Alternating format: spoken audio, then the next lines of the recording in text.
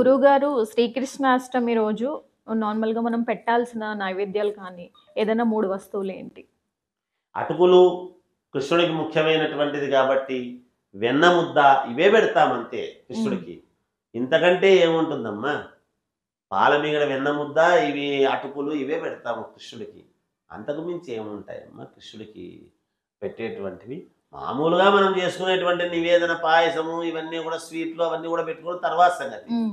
కానీ ముఖ్యము ఏమిటి కృష్ణుడికి అని అనుకున్నప్పుడు అటుకులు మామూలుగా ఈ వెన్న అనేటువంటిది కృష్ణుడికి చాలా ప్రాధాన్యత. అంటే వెన్న దొంగిలించడం వెనక ఏమైనా రహస్యం ఉందా గురువుగారు? ఏమి లేదు. దానికేమన్నా ప్రతి కథ ఇప్పుడు ఏమన్నా ఉందా? పిల్లలు మీకు ఒకటి చెప్తాను. వెన్న దొంగిలించడంలో ఆంతర్యం ఏమిటి అంటే, అప్పట్లో వెన్న దొంగ అనేటువంటిది ఒక ఒక ఇది వచ్చింది ఆయన. అవును.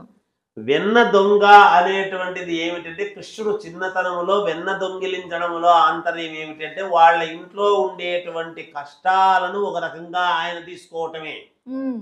వేరే ఏమి కాదు. అందరి కష్టాలు ఆయన తీసుకోవటం. వాళ్ళకుండేటువంటి ఇబ్బందులు. వాళ్ళు దాంతోనే మా ఇంట్లో ఉండే వెన్నంతా తిన్నాడు అని వాళ్ళు అనుకుంటున్నారు తెలియక.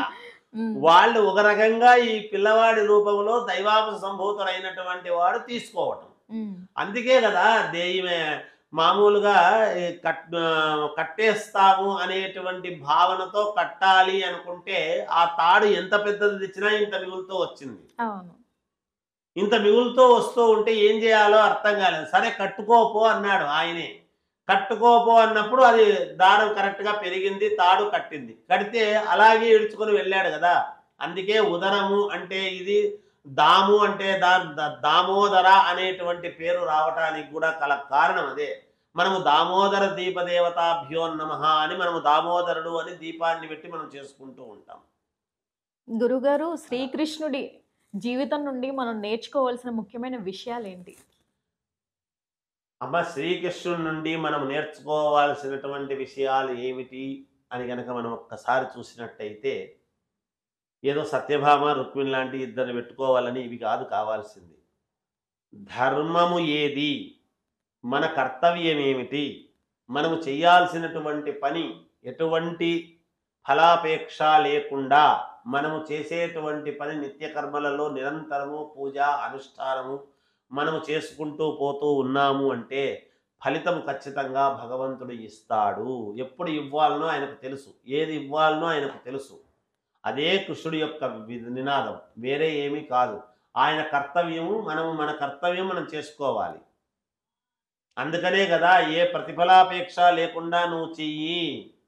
కర్తవ్యం దైవమాన్నికం అన్నాడు. కర్తవ్యము అనేటువంటిది నువ్వు చేసేటువంటి ఉపకారము ఏ ఫలము నాకు కావాలి అని కోరకుండా చేస్తావో ఫలితము పరిపూర్ణమైనటువంటిది భగవంతుడు నువ్వు అడగకుండానే ఏమి ఇవ్వాలనో ఇస్తాడు. నేనేం చెప్పాను? నీ నడవడిక, నువ్వు చేసేటువంటి మార్గము, చేసే పూజ సక్రమమైతే భగవంతుడు నీకు దానికి ఫలితాన్ని ఇవ్వటానికి నీ యందు ఉంటాడు, నీ వెనకాలే ఉంటాడు. మనకు తెలియదు. సర్వాంతర్యామి అన్నాము కదా భగవంతుడు. అవును. మనం రూపాలు పెట్టుకుంటున్నాం వేరే వేరే వేరే అని. ఏ రూపము కాదు. నిరాకారము, నిరూపము భగవంతుడు. మనము ఆకారాలు పెట్టుకొని పూజించుకుంటున్నాము మన తృప్తి కోసము. కానీ భగవంతుడు ఇప్పుడు మన మధ్య కూడా ఉండవచ్చును. ఇది పవిత్రమైనటువంటి స్థలమే అయితే. మనము కూర్చున్నటువంటిది పవిత్రముగా ఎందుకు ఇంట్లో శుద్ధి చేసి అలికి పూజ చేసుకోండి, అలికి పూజ చేసుకోండి, శుభ్రం చేసి చేసుకోండి, మీరు స్నానం చేయండి, మంచి వస్త్రాలు కట్టి ఎందుకు చెప్తున్నారు అంటే, ఎంత శుభ్రతగా ఉంటే భగవంతుడు అక్కడ ఉంటాడు. సర్వాంతర్యామి కాబట్టి. ఆయన అందరి ఇళ్లలోనూ ఉంటాడు. నీ ఇంట్లో ఉంటే నా ఇంట్లో ఉండడా? నీ గొప్పతనం ఏమి? మనం పోట్లాడుకుంటుంటాం. నీ గొప్పతనం ఏమి? నా గొప్పతనం ఏమి? అలా కాదు. మనము కదా మన వాళ్ళవి మన మన అనేటువంటి బంధువులు అందరిళ్లలో ఫోటోలు ఎట్లయితే ఉంటాయో, మనమే అందరిళ్లలో ఫోటోలు పెట్టుకొని ఉంటాం. ఫోటో రూపంలో ఉన్నాడు కదా ఇంకొక రూపకంగా మనిషి ఉన్నప్పుడు. అవును. ఆ ఫోటోలు ఎట్లయితే మనం మనుషులకే ఇన్ని తెలివితేటలు ఫోటోలు పెట్టుకుంటే భగవంతుడికి ఆయన ఫోటోతో పనే ఉంది. ఆయనే ఉంటాడు అనేక రకాల రూపాలలో. కనుక భగవంతుడిని మనము శ్రీకృష్ణుడిని చూసి మనం నేర్చుకోవాల్సింది ధర్మము. ధర్మము వైపు ఉండు, అబద్ధము చెప్పవద్దు, ధర్మాన్ని నమ్ముకో, మేలు జరుగుతుంది. నువ్వు ఎంచుకున్న మార్గము గొప్పదై ఉండాలి.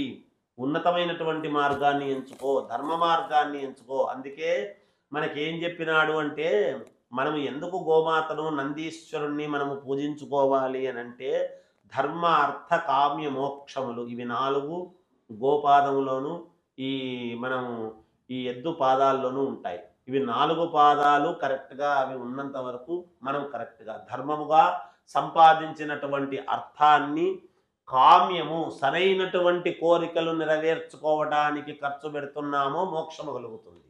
ధర్మ, అర్థ, కామ మోక్షము అని. దాని యొక్క అర్థమే అది. హ్మ్. అని. చాలా చక్కగా చెప్పారు గురువుగారు. మీ వాల్యుబుల్ టైమ్‌ని మాకిచ్చి, చాలా మంచి మంచి విషయాలు కూడా చెప్పారు. చూసారు కదండీ! చక్కటి విషయాలను గురువుగారు మనతో పాటు షేర్ చేసుకున్నారు. మరొక చక్కటి అంశంతో మళ్ళీ కలుద్దాం. నమస్కారం. నేను మీ హిమ.